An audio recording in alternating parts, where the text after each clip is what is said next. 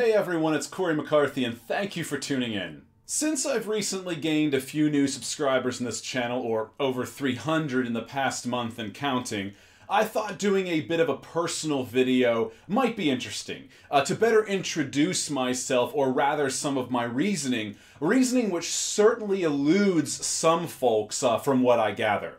I'll admit I must be somewhat of a unicorn, being vegan while also being unapologetically right-wing, nationalistic, and Eurocentric. To many, those are bad words, oft conflated with hatred, especially the latter two.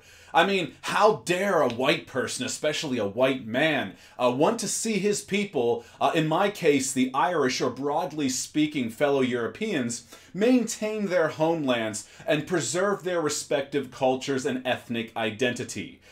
Such evil, I tell you. That sort of mindset is clearly only acceptable for other ethnic groups. At least that seems to be the popular notion of late, constantly drilled into our heads. Worse yet, to these same folks, mostly the mentally ill intersectional crowd, who genuinely believe that nearly every negative occurrence in the world was the fault of white men, to them, veganism is incompatible with right-wing politics at large. But that is quite simply false, and frankly detrimental to veganism, serving only to turn people away by making them feel unwelcomed or repulsed. If you truly care about veganism and aren't using it solely as a means by which to virtue signal how fucking awesome everyone should think that you are, why would you engage in such harmful behavior? Veganism, by its very definition, is apolitical. To be a vegan, one must simply refrain from eating or using animal products. That's it. Nowhere in the core definition is there any mention of political or other side requirements. So let's not bastardize that core definition, nor drift away from its intended purpose to suit some twisted fucking agendas or selfishness. Not that mentally ill intersectionals care about that sort of thing anyway, pictured as one particularly reprehensible intersectional case in point. Tell me, does your spine get constantly injured from all the oppression acrobatics you're engaged in? With that out of the way, I want to address why I became vegan. Maybe you'll learn something, whether you're a vegan or not. There will be science, but I will start off with the personal reasons. After all, I'm not a robot. In 2002, I gave up meat. You see, I love animals, and I was raised to love animals and treat them with kindness. I've always found joy in interacting with and spending time with animals, or even just watching them from afar. And the kind of love that animals bring when you get to know them is unconditional. They couldn't care less if you're skinny, fat, muscular, crippled, rich, poor, whatever. They just care about how you treat them. This is not to say a lion wouldn't tear my face straight off given the opportunity, but isn't that to be expected? Lions do what lions do, but it certainly isn't born of some kind of hatred on the part of the lion, and I don't hold it against them, nor do I use it as some sort of justification to behave a certain way myself. In any case, I gave up meat because I felt like a hypocrite for eating it. To say that I loved and respected animals, but then to put them on my plate and to consume them, or certain varieties of them, well, that didn't seem logically consistent to me, not when there are plentiful, nutritious alternatives. And especially when we now possess over 2,500 studies confirming animal sentience. In other words, their innate capacity to feel, perceive, and subjectively experience the world around them. Just like you and I, even if we are more advanced. Fast forward to 2013, and I was exposed to the horrors of egg and dairy production. Such as chick grinding, a process where a surplus of male chicks are ground alive because they're deemed worthless to egg production. Was vegetarianism enough in my view, as I was still funding horrors like that one, so I went vegan overnight, literally, just as I went vegetarian overnight back in 2002.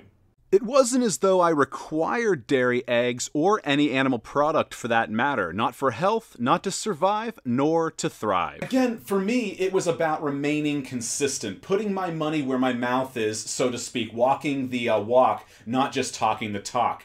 And being a vegan is really quite simple, and it's relatively inexpensive, but that depends on your approach, as with anything. You should buy in bulk wherever possible, like with beans, lentils, potatoes, and rice.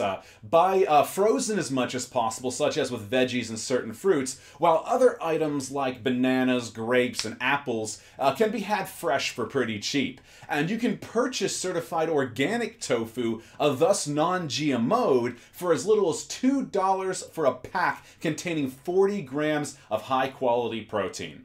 Tofu that's also a product of the USA, by the way, not some cheap imported shit of questionable standard. Even given the amount of food that I consume while shopping exclusively at the Whole Foods market in Manhattan of all places, I spend between $100 and $150 per week on my food bill. I could probably even lessen that sum by shopping at run-of-the-mill grocers or at a wholesaler such as Costco. And for those wishing to keep it local, you can do that too.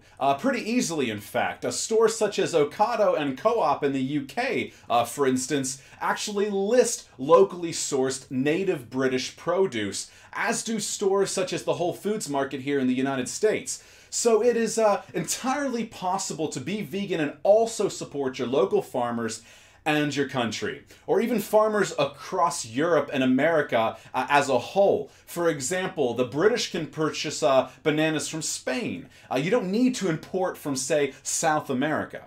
Spain, for example, is a country that produces over 60% of European bananas. If you're eco-minded, keep in mind that meat and dairy agriculture accounts for 70% of global freshwater consumption, 38% of total land use, and 19% of the world's greenhouse gas emissions, according to research. Even if you couldn't care less about emissions, perhaps you do care about land and resource use at the very least. Why waste? And from a health perspective, vegans have a documented 19% lowered risk than do meat eaters for 3 of the most common forms of cancer: colorectal, breast, and prostate. Vegans also have a 26 to 68% lower risk of mortality from ischemic heart disease, cardiovascular disease, and cerebrovascular disease than do meat eaters. And it's worth noting, according to the massive EPIC study, after controlling for factors such as age, BMI, smoking status, amount of exercise, time of day,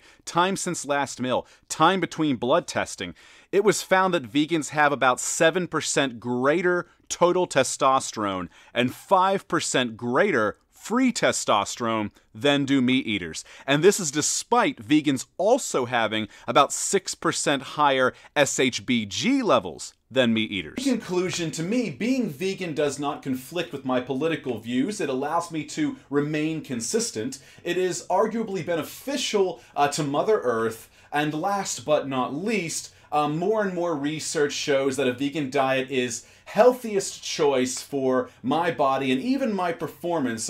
It's a total win in my book. And to those who argue that their priority is protecting Europe, this doesn't have to be either or. In fact, that excuse, which is precisely what it amounts to, is a logical fallacy known as the fallacy of relative privation, or an appeal to worse problems. Veganism does not require anything from you besides refraining from consuming and using animal products. You can literally do that in the background while you focus on Europe in the foreground. I mean, you do find the time to eat around all of that pro-Europe activism that you claim to be engaged in, right? Well, just don't eat animals or anything from animals. Fairly simple, no? And with all of the clear product labeling nowadays, it can require very little effort on your part to find suitable foods. You don't necessarily need to don a pair of spectacles just to read the fine print of ingredients while you shop. There's also no requirement of you to attend vegan rallies or protests. Again, refer back to the definition of veganism that I shared earlier for clarification. Anyway, let me know what you all think in the comments below. I hope this video has provided you some insight, perhaps even something to think about. If you've enjoyed this video, don't forget to hit the like button and to share it. And to those of you who know someone right-leaning who thinks veganism is purely for lefties, why not share this video with them? Also, don't forget to subscribe to my channel and press that bell button to make sure that you receive notifications, and check back weekly, typically by Friday mornings. All three avenues will help ensure that you don't miss anything from me. With that, I want to thank you all for watching, and I'll see you all in the next video.